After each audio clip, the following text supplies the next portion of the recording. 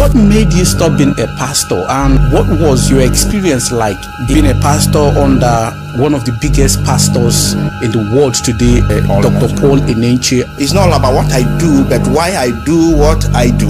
There are pastors that have gone through Dunamis Church or have stayed in Dunamis Church for 10, 15, 20 years, have not climbed that platform to take opening prayer like, praise God, let's talk to God. No.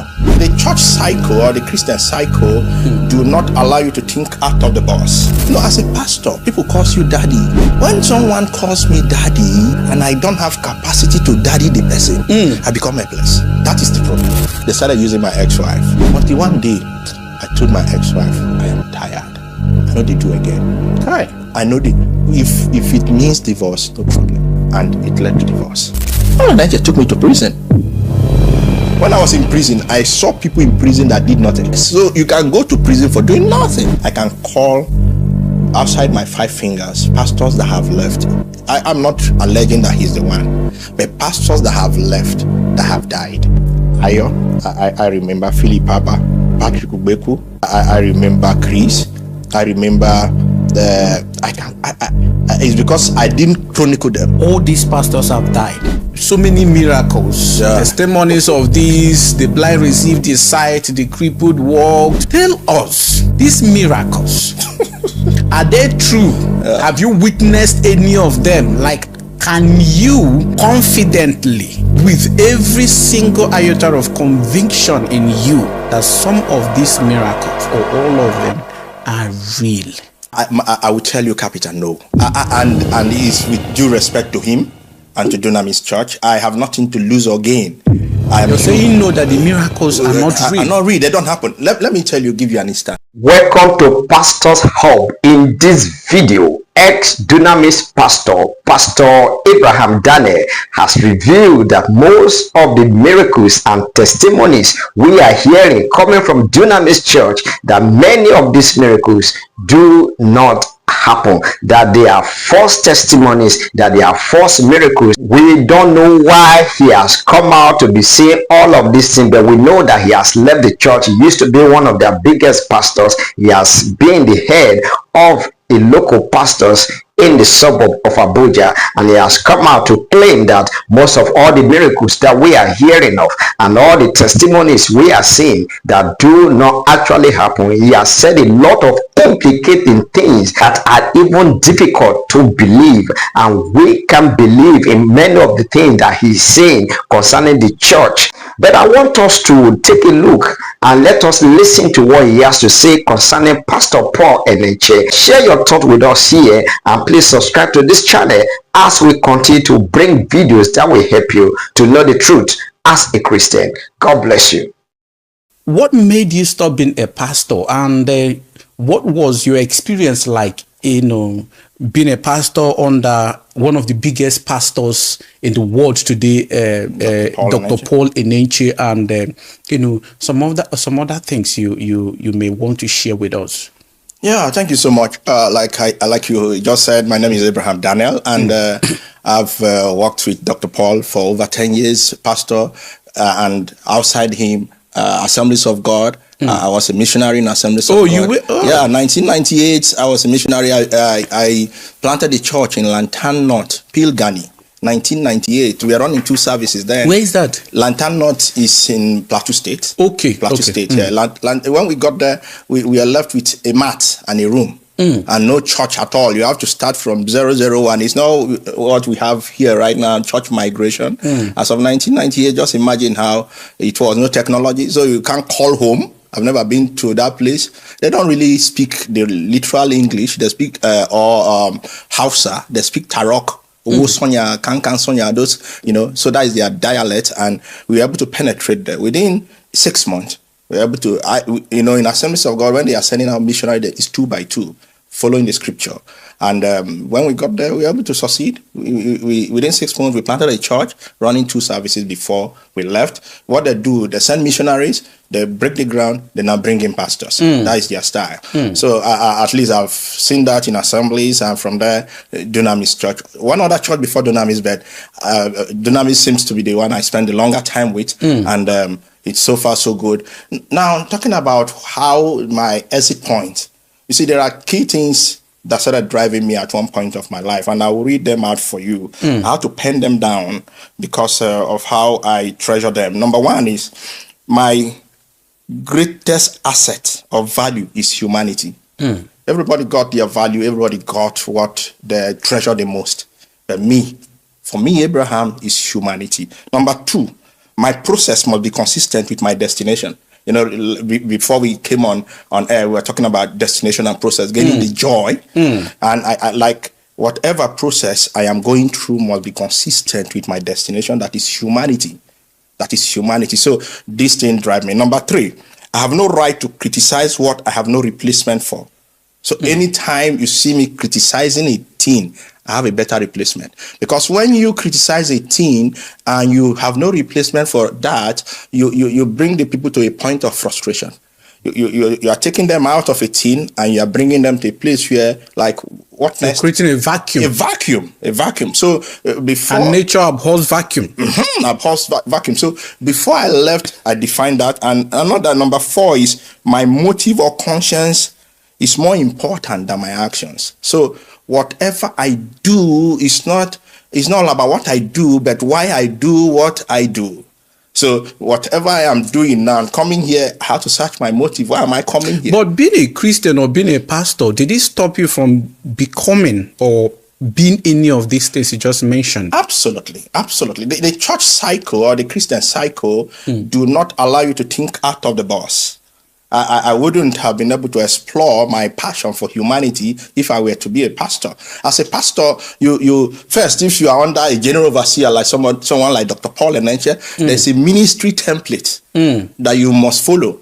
And sometimes he because as a pastor, what we do is that every service day, for instance, service is on Sunday. By Saturday, you are waiting for preaching manual. So you don't prepare the message. Dr. Paul gives you the message to preach. The scripture, the only thing is your presentation. So he's the Holy Spirit that gives you the revelation. He's everything. The ironical thing is that I don't know how it works, but if you maybe trying to do your own thing, you'll be shocked that he will call you after the service. Because there are church members that will call, Daddy, the message today we heard, it doesn't sound like, maybe Daddy, the pastor here. So you see the feedback coming to him and he's open to such feedback. So that he doesn't really have faith in the person he sends. Rather, he's open to feedback that comes from anybody that maybe he wants to listen to. So for me, that will not help me. That put me in a box. So because of... this, should I say it's a cage, lack of freedom to express your own understanding of what you think should be preached. Yes. Was that the sole reason why you left, or there was, other things? There were other things that... Yeah, you see, when I joined Dunamis, I came in 2008. I had to go through their Bible school. And I'm good in ICT. Someone that knew me before now in Benue. In those days, in 2004, I used to repair telephones. I used to mount masts, or these local masts, not the MTN kind of masts, base to base. Because then there was GSM were just coming, or was just coming. So we interior villages, all these big men, I've worked for Abamuru, Fabagada. So interior villages, they want to talk with their parents and all of that. So we help in connecting that. So someone knew me then in Benue, Otubo. I was using, coincidentally, his father's house, Chief D.E. Enenche, without knowing Dr. Paul Enenche. Oh. Yeah, I never met him. I never knew him then. So someone recommended that this guy is very good. He recommended me to handle his production. Because then his production was zero. There was no bookshop. They were using umbrella. And the young men there, they were stealing the whole thing. They would just sell, pocket the money. So they were not accounting for them. So when I came, I stepped in there, and from there I proceeded. I was so good that I changed everything there, because we are live. So I'm saying this, they can subject me and they can criticize me. So I was so good that I had to shift the production. I transformed the production before I left there. We built, of course, it's not just about me. I raised other staff that were able to stand by me, and we put up what Dunamis have done as a standard production. At one point, it cost me his pharmacist, because there was no topic that I won't have it here. Sometimes it calls me 1 a.m., 2 a.m. You can call me, Abraham, where are you? I'll say, sir, because we have this slogan: ministry is military.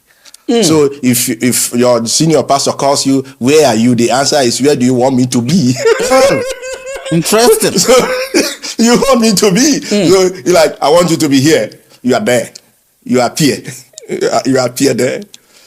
So were you just in charge of the ICT department, or you were also a full-time pastor? I was a full-time pastor. As I was good at you were ordained. Yes, ordained by Enenche, and the ordination was so rigorous. At that point, they have to take you through as a pastor. They'll do the ordination. You go. I think we had 3 days dry. 3 days dry. If you see people who are going like a skeleton, it's dry. Some people no water, and at the 3rd day he comes for impartation. So even at that, you find it very difficult to even, his platform to stand to take opening prayer.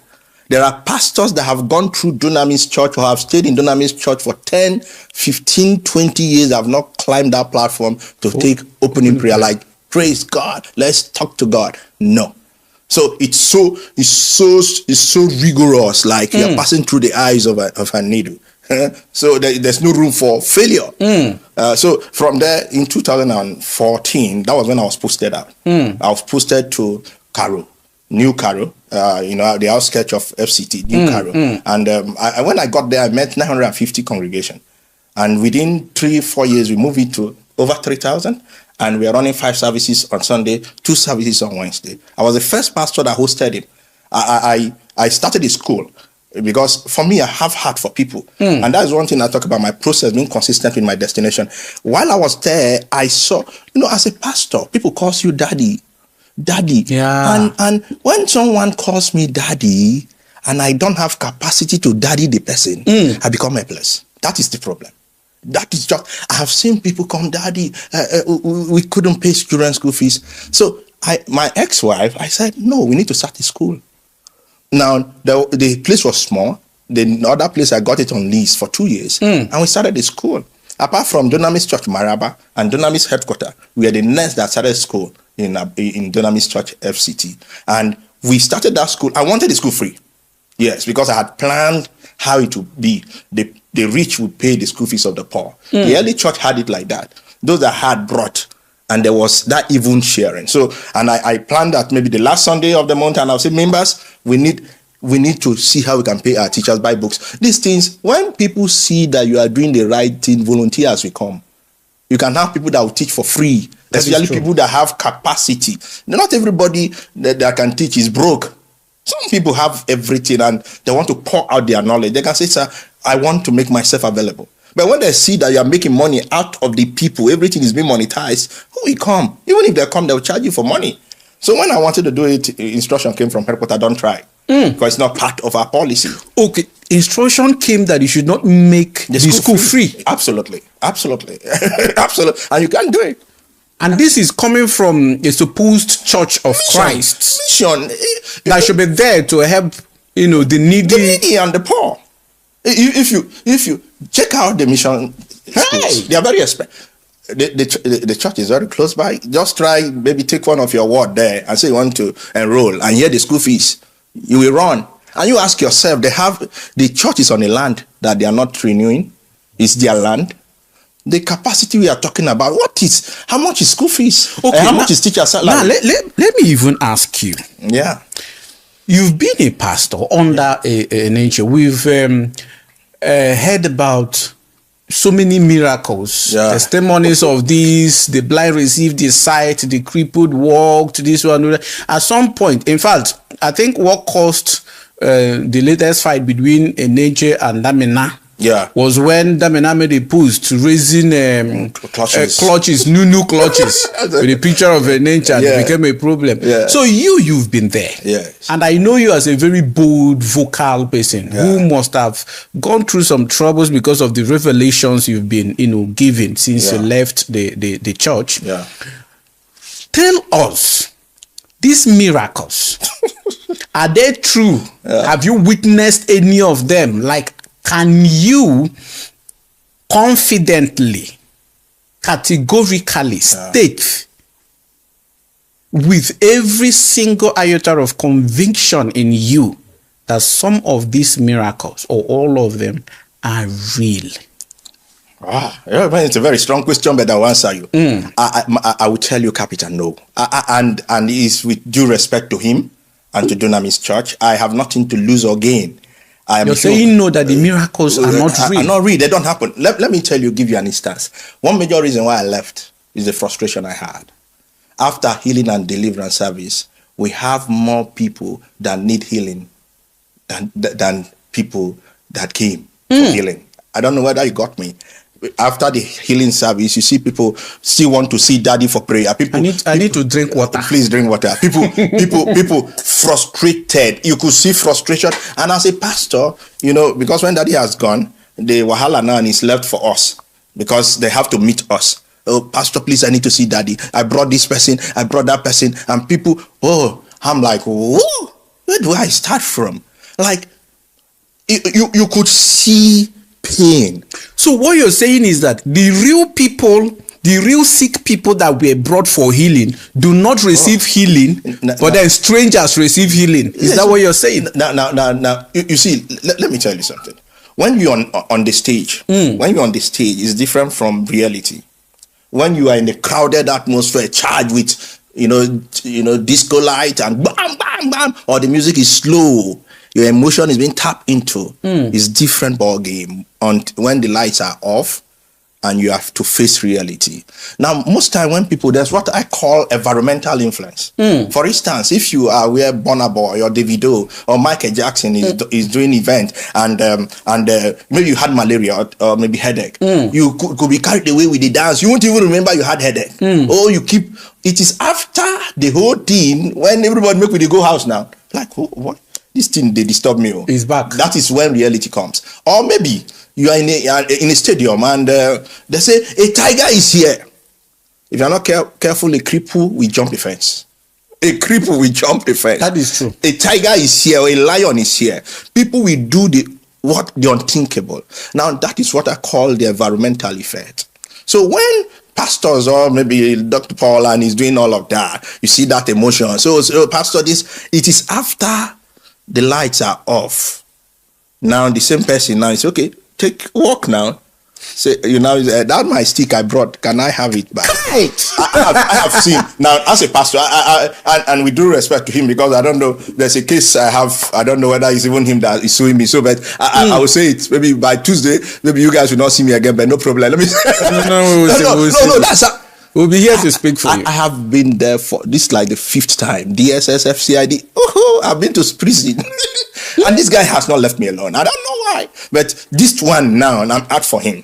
It's either he leave me alone or I leave him alone. Somebody has to leave the other person. So what am I trying to say? So when you see stuff like that, at the end of the service, I remember one particular one. He or she came with an inhaler.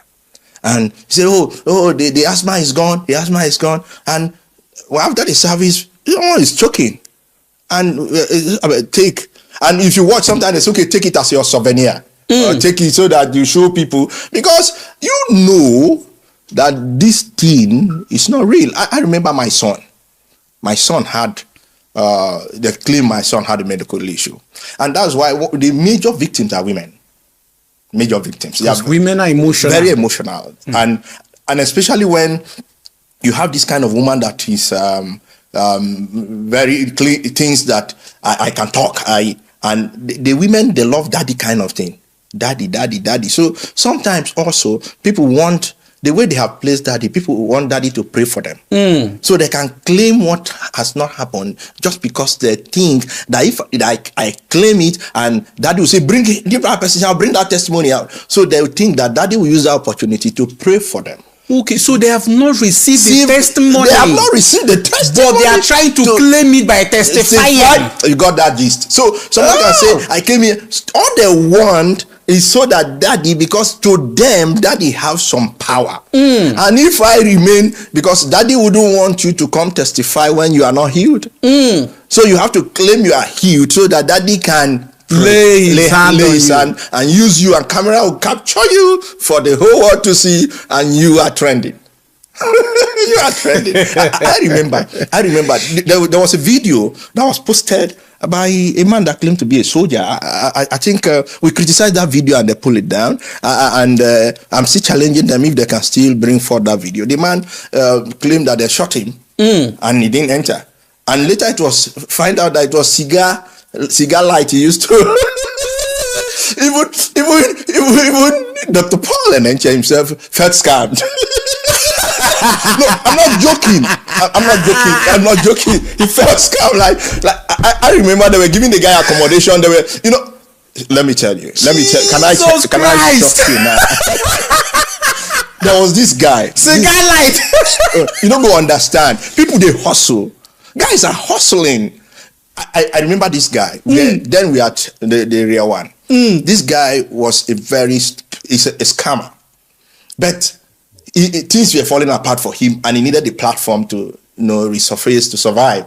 So he came to testify. You see, in the dream of the night, the face of daddy appeared, and I am a changed person. And you see, emotions, when it happened like that, everybody like, ooh, and this person have no place to go again. It's only me and God now. So church will say, oh, daddy will say, you make sure this guy has accommodation. Make sure you take care of this guy. And I remember this guy pretended like that. Nothing happened.